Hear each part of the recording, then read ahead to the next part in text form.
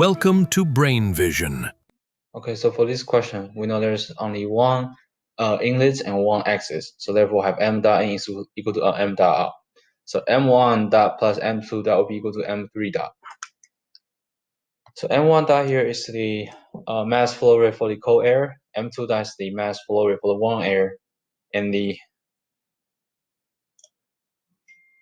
m3 dot here is the mass flow rate for the mixture.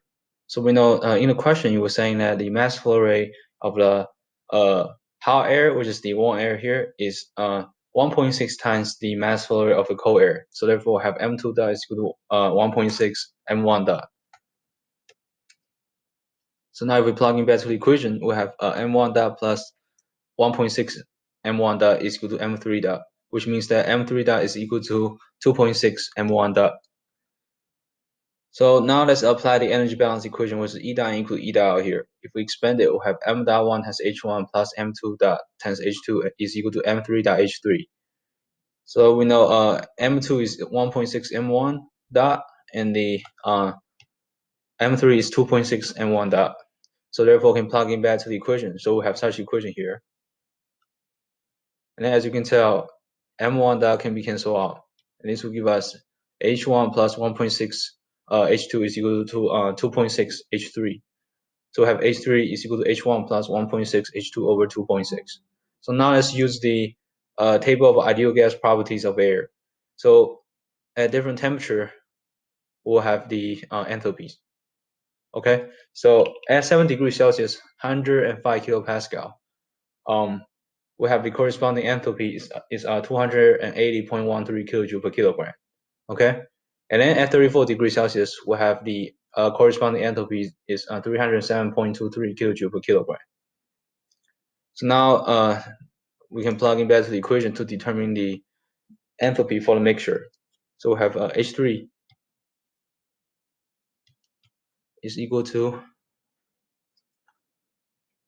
280.13 kilojoule per kilogram, and then plus 1.6 times 307.23 kilojoule per kilogram, and then over 2.6. And this will give us the enthalpy for the mixture will be about 296.81 kilojoule per kilogram. Okay, so the corresponding temperature with such enthalpy here, which is the temperature for the mixture, let's say T3, is actually equal to 23.6 degrees Celsius. Okay, if you take a look at the table. So therefore, the mixture temperature at the inlets of the room should be equal to 23.6 degrees Celsius. So now let's take a look at the second question. So for the second question, the gaining heat or the rate of gain heat here, which is Q gain dot here, is equal to M3 dot times H leaf minus H3. M3 dot here is the mass flow rate for the mixture, and we know H leaf if it's the enthalpy when the air leaves the room, okay? And H3 here is the one which is calculated. So we know M3 dot can be equal to 2.6 M1 dot. If we expand it, eventually we'll have 2.6 times P1 times V1 dot over RT1. And we know P1 is the initial pressure for the cold air, and V1 is the volume flow rate for the cold air. R is the gas constant for the air, and the T1 is the initial temperature for the cold air. So now we can plug in back to the equation. We have Q dot gain is equal to 2.6 times P1 times V1 dot over RT1, and then times H leaf minus H3. So we know the inlet pressure for the cold air is 105 kilopascal. And we know volume flow rate is 0.55 meter cube per second. And we know the gas constant is 0.287 kilojoule per kilogram times Kelvin.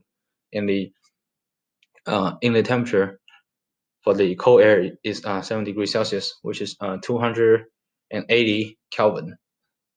And if you take a look at the table of the ideal gas properties of air, So we know at 24 degrees Celsius, which is 297 Kelvin, the enthalpies is equal to 297.18 kilojoule per kilogram. And we know H3 is equal to 296.81 kilojoule per kilogram.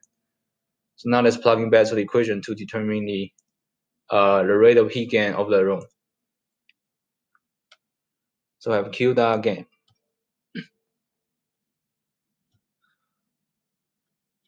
is equal to 2.6 times 105 kilopascal, and then times 0.55 meter cube per second over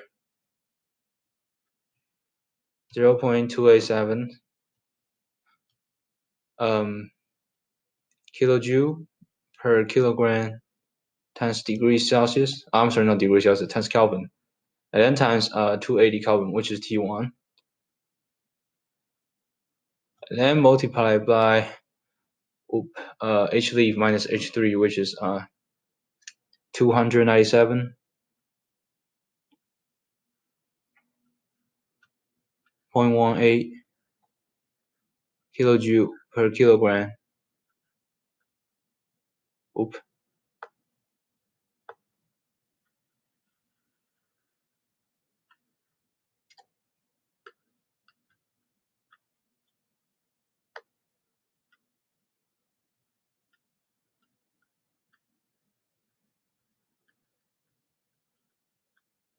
And then minus 296.81